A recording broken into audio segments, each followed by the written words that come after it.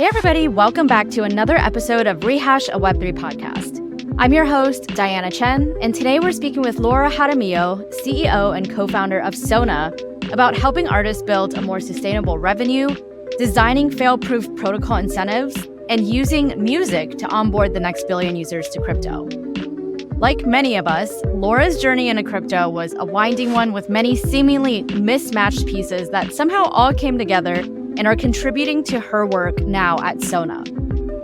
After turning down a deal from a major record label at age 16 to become the next Shakira, Laura decided to pursue furniture design at RISD, Rhode Island School of Design, which eventually led her into product and protocol design and designing what is now SONA, a platform to help musicians monetize their music in a different way.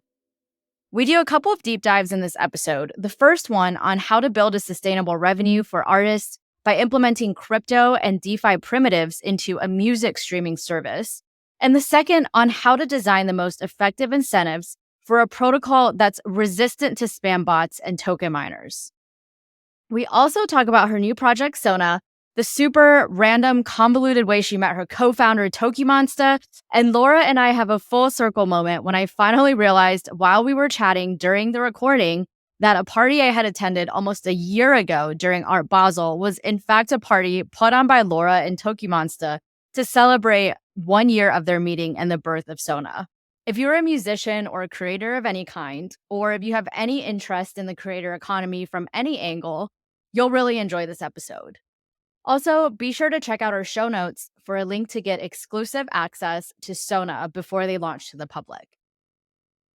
Laura was nominated by HTML Tina and voted onto the podcast by Tina, Jimmy Chain, Reka, Andy Boyan, and D Thinks. So without further ado, here's my conversation with Laura.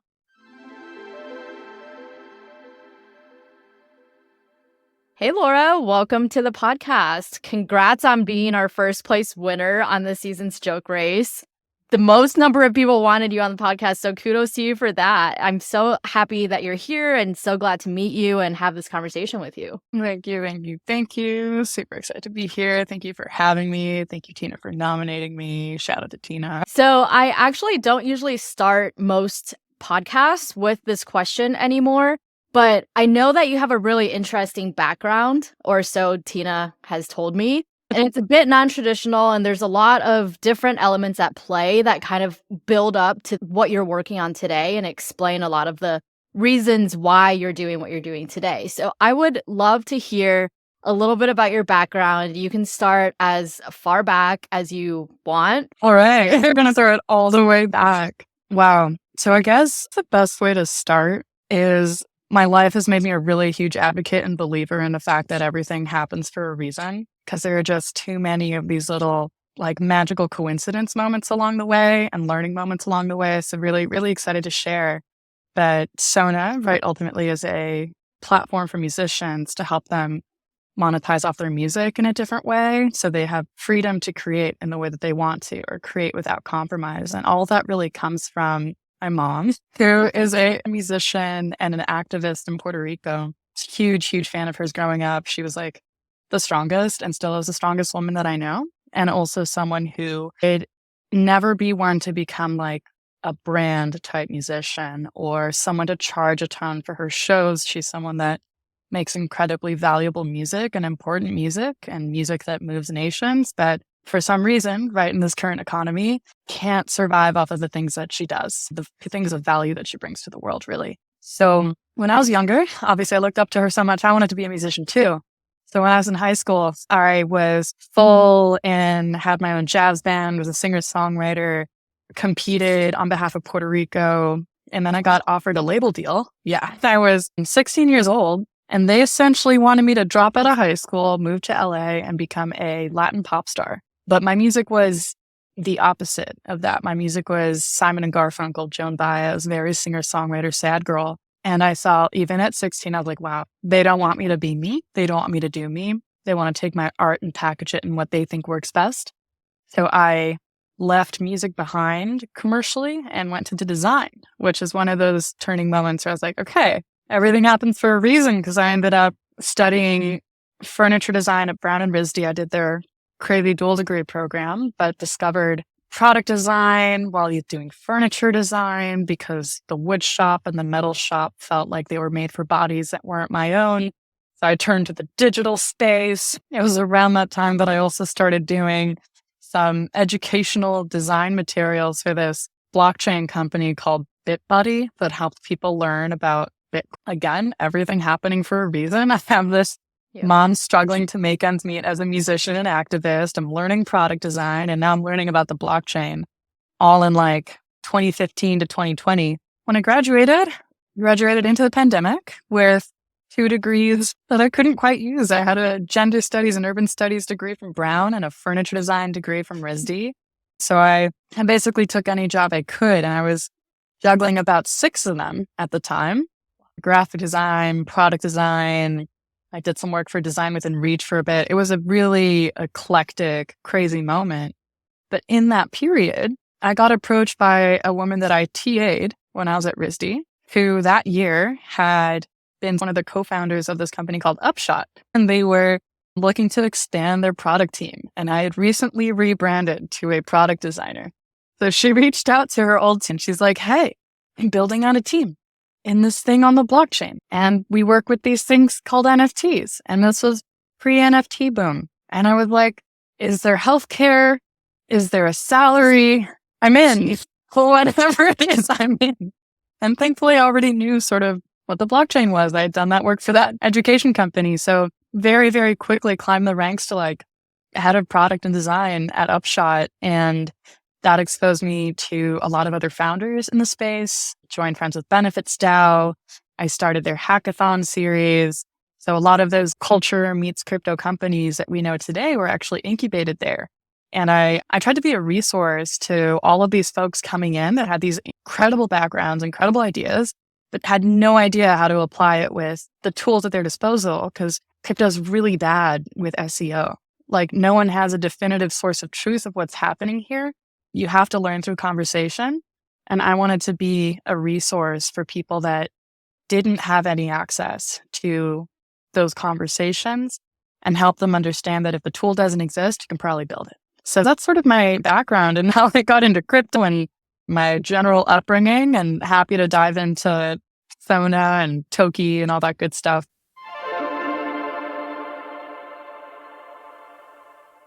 I don't know how many of you know this about me, but my path to podcasting and Web3 was actually quite nonlinear. From being a lawyer to a travel blogger to a podcaster and so many other little things in between. Because of this convoluted journey, I've always struggled with how to tell my full story via traditional means like a resume or LinkedIn bio, and I always felt there was so much context missing from these mediums that probably left any potential client or employer reading it totally confused about who I am or what I can offer. So while I absolutely love certain aspects of being self-employed, like being my own boss and being able to set my own schedule, there are other aspects that have been a constant source of frustration, like the fact that existing apps and tooling don't seem to be built for self-employed people at all. That's why I'm so excited about Quest, a new platform that lets me record all of my contributions on-chain, decide which projects I want to showcase, and take control of my professional identity. To follow along with our Rehash quests and check out my profile, you can sign up at quest.com/DC so you never miss an episode and create your own Quest profile today.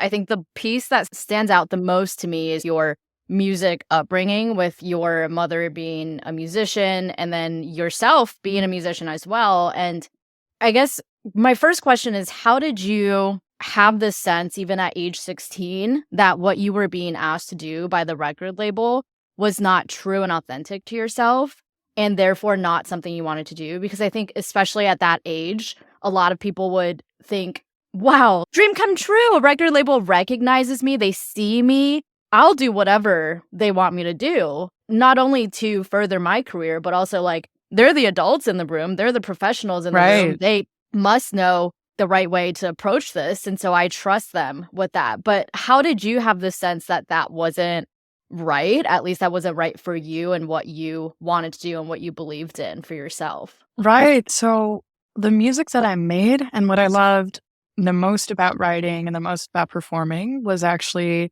the effect it had on like the older generation that came to listen to my music. So we had these weekly open mics that I'd play at, and people would travel from around the island to come hear these very specific songs that, like for old women who had lost their partners, they would request that one song about grief. And I knew reading the deal, one, that I would never own my writing ever again. It was very obvious when they were pitching the deal to me that they wanted me to become the next Shakira. That was their vision for me. And I was more passionate about music for healing or music for closure or catharsis. And I was worried that if all my energy was in building this fake persona, this hypersexualized persona of me, I would never be able to see music the same way again. I'd never be able to write music the same way again. And I certainly wouldn't be making music for the people who I thought were the people I made music for. So it wasn't too hard for me to turn that down, even though it was really disheartening, because they do sort of make you believe that that's your big break. And I mean, at that moment I knew, and also having been in this industry now for a bit and working in it, that it's a double-edged sword. It's access, it's capital, but it also isn't freedom. There's a big disconnect between values, right? The value that you can bring to other people through your music versus the value that the record label saw you providing to people. And I think any founder can relate to this as well, where I think a lot of founders feel like there might be a disconnect in value between what they can offer versus what the VCs who they need to rely on for that capital wants from them. So this isn't just a problem that's unique to artists or to the creative field, but really to society in general. I know something that you've thought about a lot and talked about a lot, and I wonder if you could verbalize this for our listeners, is how do you help people realize the value that artists provide?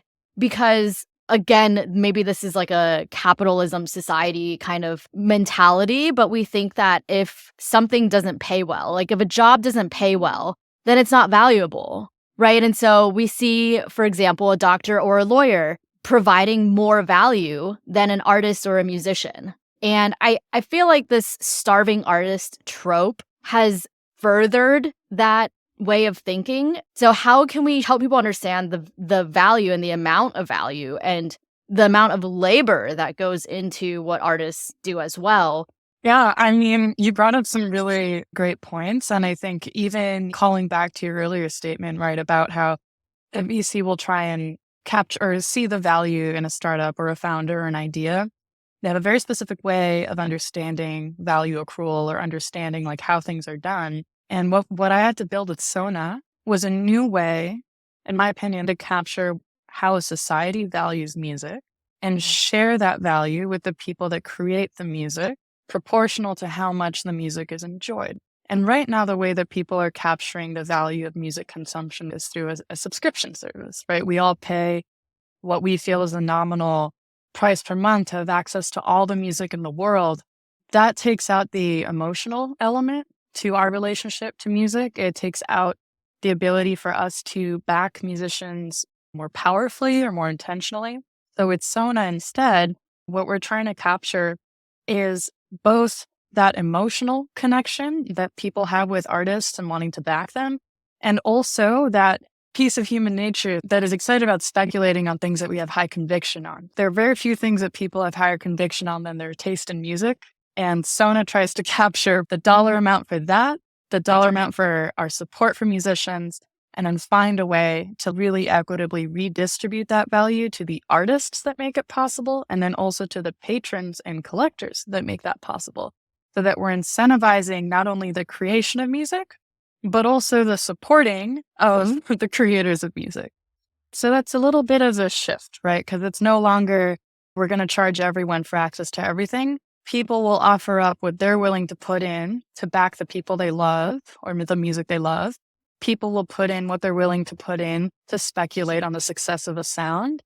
And at the end of the day, right, I think we have a much more compelling outline of how a society might value music. I want to dive deeper into the business model and how that works for sure, but I want to back up for a second and just talk about how we got here.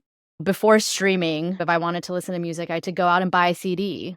And once the internet came around, you could use LimeWire and stuff to like pirate music that you're not paying for. And all of that was seen as illegal and really bad to not pay artists to consume their music.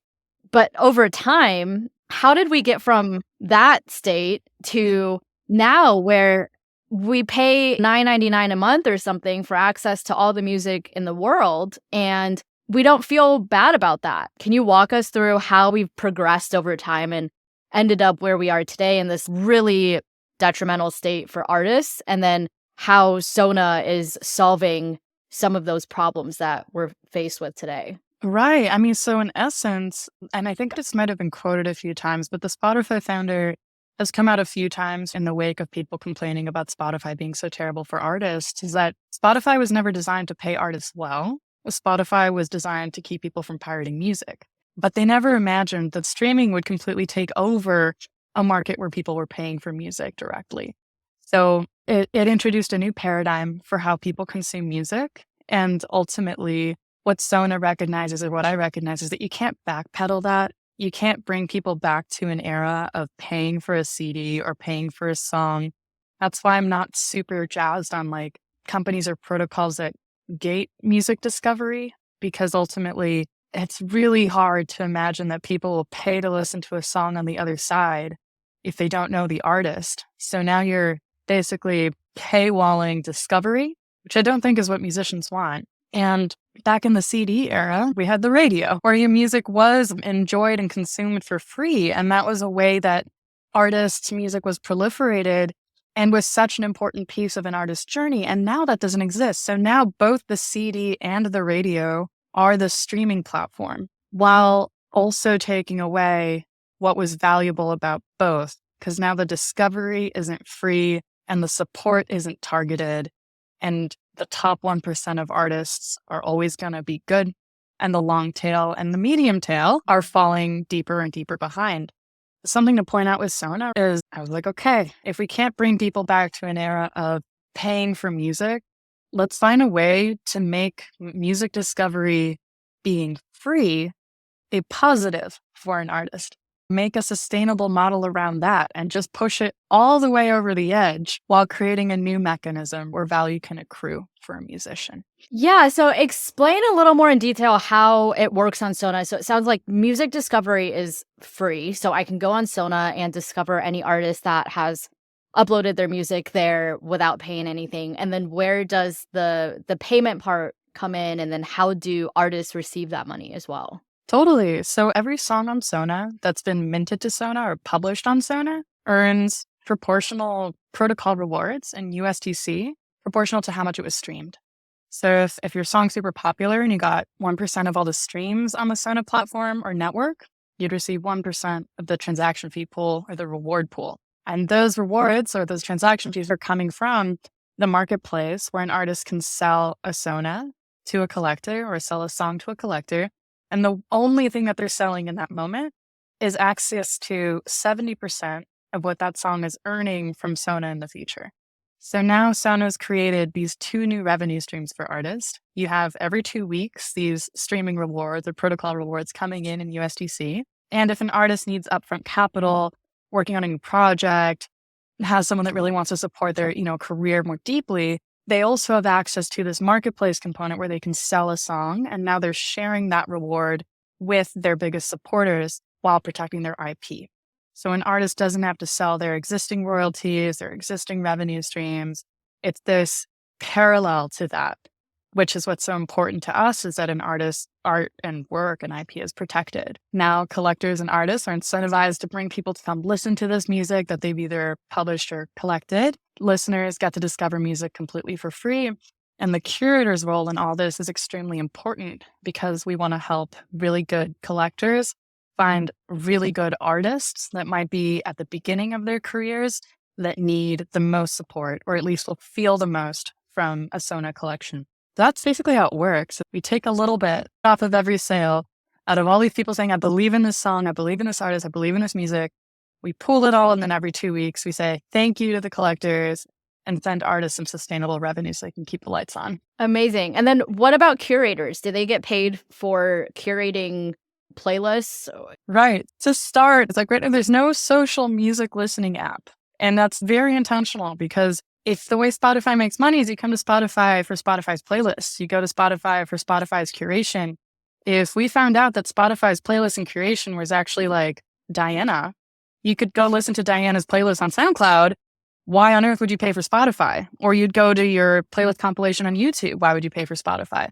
So all this user-generated content is completely squashed on the DSPs for a very good reason, for their bottom line. And ultimately, there is no space for music curation. There's no social space for music curation. So SONA's consumer play is, here's a place where you can build a following as a music curator. Here's a place where it is designed around you showing off your taste. And now for the artists of the world who used to have to go through the payolas or pay to get their song listened to by a Spotify employee, instead they can reach out to their local house DJ or local house curator, say, hey, give this a listen. Both of their reputations are at stake, right? The curator's like, I'm only going to curate good music because my name is on this, but at least there's a person for the artist to reach out to. And to your point about compensating and rewarding curation, that is absolutely on the roadmap and something that we want to introduce the moment there's stability in the protocol, basically proportional to the impact that you have on the artist that you curate,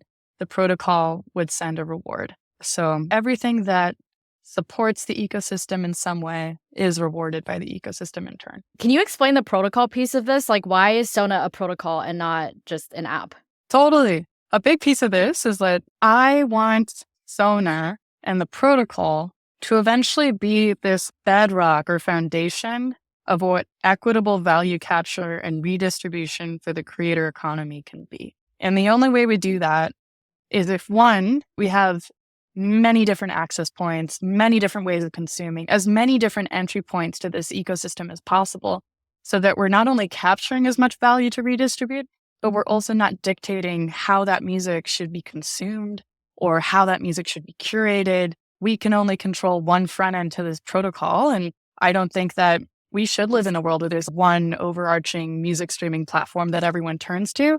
I want a world where there's like a jazz-specific protocol where people can turn to, or potentially have someone like a Dell Finance come in and make super fancy primitives for artists to leverage their music in DeFi, which is something that hasn't been possible before. But when we talk about bringing real-world assets on chain, imagine finally putting a value to the intangible value of music. And now you're equipping all these artists with something to better their situation and to take advantage of all these amazing things that we've built. So why it's a protocol is because I deeply believe in decentralization and I deeply believe in building a positive sum foundation for music. And we can only really do that if we build it open and build it decentralized and build a protocol. Going off of that note and tying that in with your background in product design, when you are thinking about designing a protocol, which is so much more, I think. I mean, have you designed a protocol before, or is this your first time? I've sketched protocols before, so I'm one of those that like love puzzles, love problems, and will sit down and design myself with you. Okay, so I assume most people listening who have some experience with design maybe have experience with app design, but protocol design, to me at least in my head, seems like a much different thing. So when you're starting to design a protocol, where do you even begin? Like, what are the core principles that you personally rely on or generally you should rely on when designing a protocol? And I know something that you've talked about before is this idea of a generous protocol. And I'd love to hear more about what that means. Right. So the generous protocol piece is really hearkening to the way that the protocol is designed is you're rewarded for the thing that you naturally want to do. So when I set about to design a protocol, the basic principles that I turn to is you need a flywheel of incentives in order for this to work, right? It's this trustless machine, but it's only going to work if every cog in it wants to move and wants to kick off and ignite the next piece. So for me, it's a massive puzzle of incentive design and incentive alignment. Building a protocol at the end of the day is figuring out what are the different pieces that need to move in order to reach whatever ends you want. Here it's value creation or generation, right? And what are the different actors that you could plug into those roles? And what do these actors naturally want to do? With SONA, for example, you have artist who wants to create music and make money off their music. You have collector/patron who wants to support artists and make money off of music. You have curators who want to curate music and be recognized for it. You have listeners who want to listen for free, potentially. And all these different pieces work together so that as each person is doing what they want to do, they're basically calling in the next step and incentivized to bring in the next step and incentivized to bring in the next player so that there's no forcing happening from the protocol.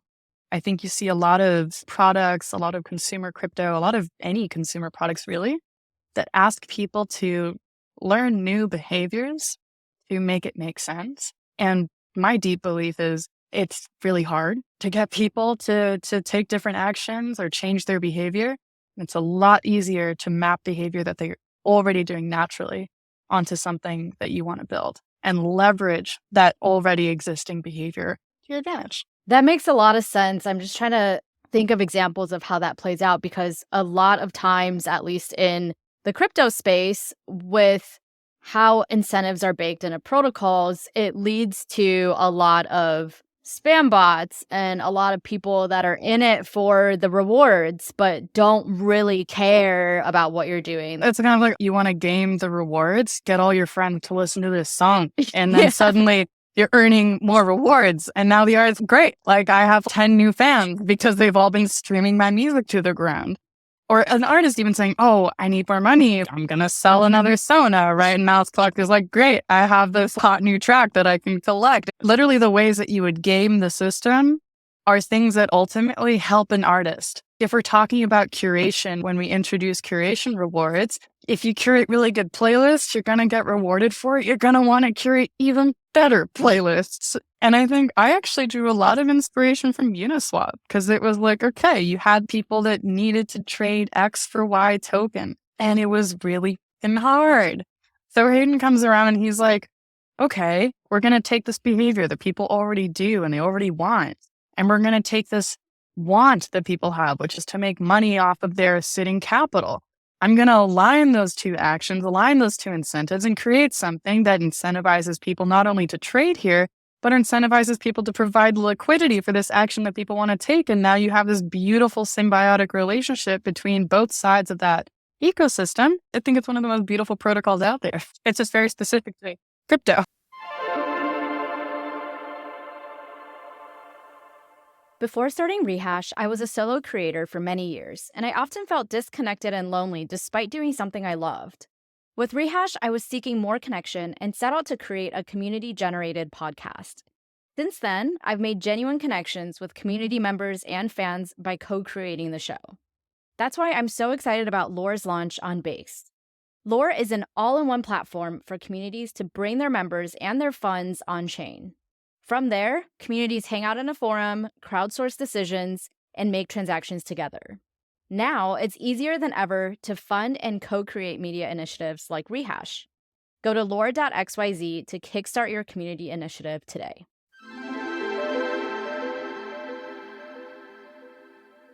The same principle underlies Uniswap as underlies SONA, even though they're in such different spaces. Is that also what you're talking about when you say that we need to have empathy when designing protocols? Like, put yourself in the shoes of a user of this protocol. Think about what they would want, what they would need, and then that's what your incentives should be. Exactly. It's like, what would you want out of an app? What would you want out of something that's related to music as X, Y, and Z person? You can even use personas and then make it super indulgent and just make those indulgent behaviors positive for the protocol.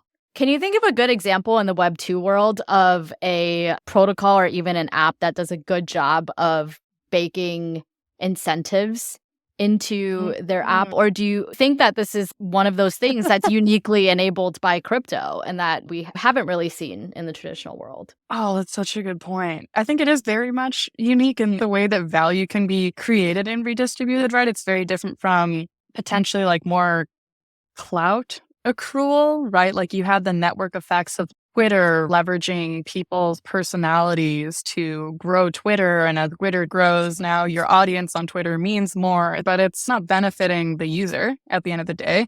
It's a very artificial benefit, right? Where We've been convinced that our social followings are important, and therefore we give our content and our energy for those followings, which ends up being net positive for the network.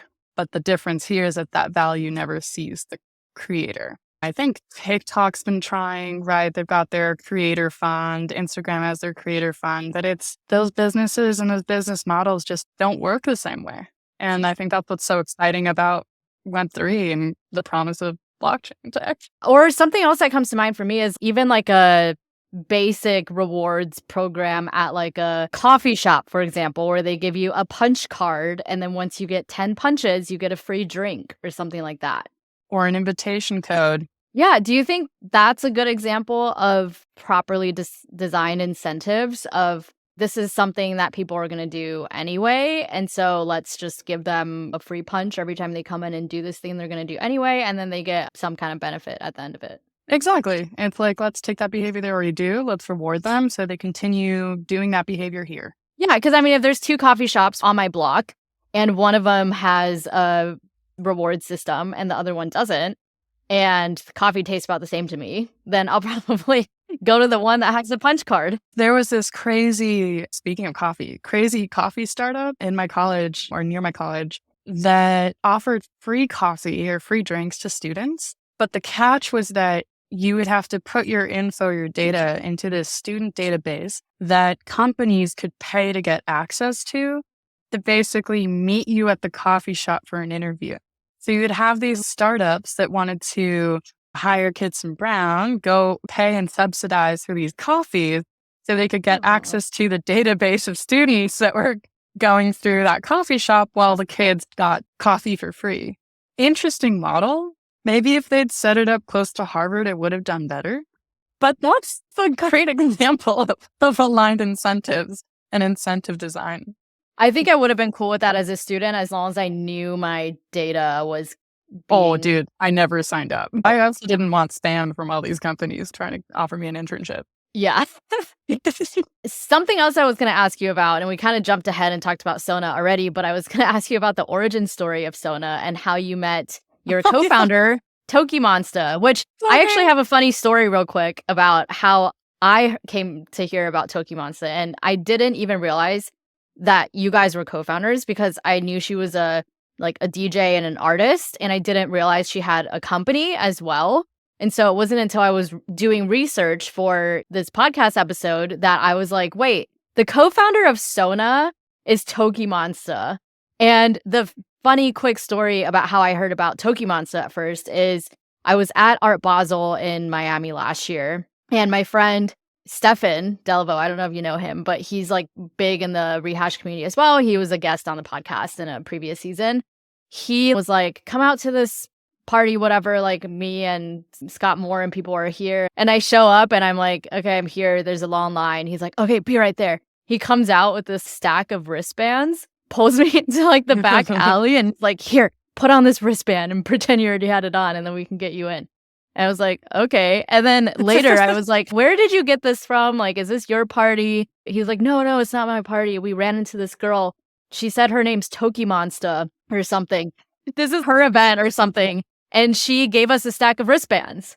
And then I like looked her up and checked out her music and stuff. Dante's. Yeah, Dante. Exactly. Oh my God. Were you there too? Yep. Yeah, we were there with De La Soul. That was the SONA party, the Rewire party. Oh, okay. I still to this day did not realize what the party was, other than Toki Monster had something to do with it. That's so good. That's so good. It was like a 1-year anniversary party of Toki and I meeting because, well, it was more than that, but that's what that party ended up feeling like. Yeah. Okay, so tell me about how you guys met in the first place. Right. So speaking of 1-year anniversary, Jen and I were both flying to Miami from LA. Which, by the way, Toki Monster's real name is Jennifer Jen Lee. Oh, yes. So Jennifer Lee. Yeah. Indeed. I'm Toki Jen, Jennifer Toki Monster. Okay. my work wife, my work sister. So we were both on the way to Art Basel from LA, and she was sitting behind me, and I had no idea who Toki Monster was or who Jen was. But obviously, everyone on this flight headed to Miami early December was going to Art Basel. Yeah. And there was this geriatric couple, and I'm so sorry, Jerry and Fern, a geriatric couple sitting next to Jen who were really chatty and trying to get like everyone in the plane into a conversation about Oh like no. what parties they were going to. I was like, I'm trying to sleep, it's a lie. And Jen could see from behind, right? Because I was sitting in front of her. She could see from behind. I was finalizing the guest list for the Friends with Benefits party. She turns to Jerry and Fern and she's like, looks like she has a party. And I was like, oh yeah, we have a party, the Friends with Benefits party. And then they were like, we really want to go to that. That sounds really cool. And I was like sitting there trying to figure out, how do I ask Jerry and Fern if they have a MetaMask or a Rainbow wallet to acquire the tokens necessary to apply to this fucking gated event? And I'm like, this isn't going to work. I did say, like, do you have Rainbow? Anyway, Jen kind of like coaxed it more and was like, Laura, you should, or she didn't even know my name. She was like, you should put them on the list. And I was like, okay. So I put Jerry and Fern on the FWB guest list and she tweeted about it. So now there's a tweet flying around about how Jerry and Fern are on the FWB guest list and Toki Monster made it happen. And then Jerry and Fern turn their attention to Toki. And they're like, and what do you do, young lady? And she's like, well, I'm, DJ producer. You might have heard of me. Toki Monster. They're like, no, we haven't heard of you, but we're going to ask we're going to ask our niece 2 minutes later. Oh my God, our niece loves you. You're Toki Monster. We want to hear some of your music. So anyway, I reply tweet her saying like, oh, how the turntable, right? Like now you got Jerry and Fern on you. And at some point, Trevor McFedries, who founded FWB and was also really good friends with Toki, realized we were on the same plane, tweeting back and forth at each other. And he would texted both of us individually. He's like, you two would be friends. You should hang out. Glad that the universe has brought you together. Wow. Go crazy. So from that moment on, Jen and I kept running into each other at a bunch of crypto parties. And usually we'd find ourselves at the end of the night in a corner looking at everybody in the room like, what is going on here? One day, I've been sitting around doing some of this protocol sketch design. And I designed 2 different protocols, one for lyricists and writers, and one that was the kernel idea for SONA. And I tweeted super cryptically on Twitter. I was like, imagine music NFTs, but without selling your IP or coming up with perks and benefits for your collectors. And Jen texts me and she's like, tell me more. And I was like, okay, let's hop on a call. And I showed her both of the sketches because I was like, well, you're a musician. Like, what does this feel like for you? And she's like, this one could work. She was like, this one I could see being super helpful for me. I could see being super helpful for the artists on my label. How can I help you make this happen? Put this in the world? And I was like, well, you could be my co-founder. And she was like, all right. We started taking investor call after investor call. Funnily enough, Polychain was actually recruiting me at the time to be, I think, a design operator for them. Turned down that because like, I got to go save the world. I got to go help musicians. And they were like, oh, well, we want to work with you anyway. So they ended up bleeding our seed round back in April of 2022. That's almost the best way to get an investor on board is like they already know you. They already wanted to hire you, so they respect your work. I mean, you just skip so many steps in getting them to sign up. Exactly. They were like, she's going to build something good, probably. Or at least we hope. Now I understand why Tina wanted me to ask you that story, because it's such a cool story of how you met Toki Monster. Wow. And I can't believe I was at your 1-year party. I know. Well, we were doing kind of like before that big night party, we had this little wellness house where artists, musicians could come by, have a sound bath, like a respite from the craziness. But obviously, like, we like dancing. So we reached out to Dante. We were like, let's do it. That makes so much more sense because my friends who were there, I was like, yeah, I'm down to hang out after this dinner thing I have, just something chill though. And they're like, yeah, for sure. I'm looking for something chill. And then they invite me to this thing and we can't even like talk to each other because it's so loud with the music going on inside. And I was like, this is the chill thing, huh? And it was so crowded, which props to you guys. You got so many people there, but it was like jam packed in Dante's. Yeah, dude. I mean, if we do anything well, it's certainly events and event production. One of the folks on my team used to do special events for the Black Eyed Peas back in the day. He recently told me that he threw the party for, what was it, like the Mars rover or for NASA? What? Yeah, for the guy. Shout out to Lewis. Incredible manager and A&Rist. Wow. Very excited to bring those back. Full circle. All right. Well, last question for you. This is one from the community.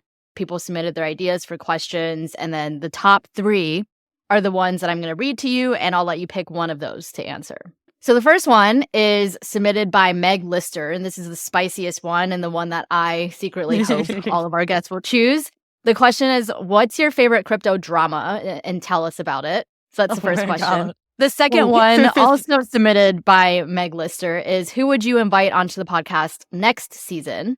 And then the third question is from Flappy Abe. It's estimate your success rate in your attempts to crypto pill your off-chain friends and family members. Paint me a word picture of your average attempt. Oh, I mean, as much as I love those first two questions, maybe I'll answer that first one in like a reply tweet or something. But in terms of painting the picture, right, like the whole point of SONA is that someone should be able to use the app, the product, and never even know they're engaging with crypto or Web3 or blockchain. So the picture I paint is, do you like music?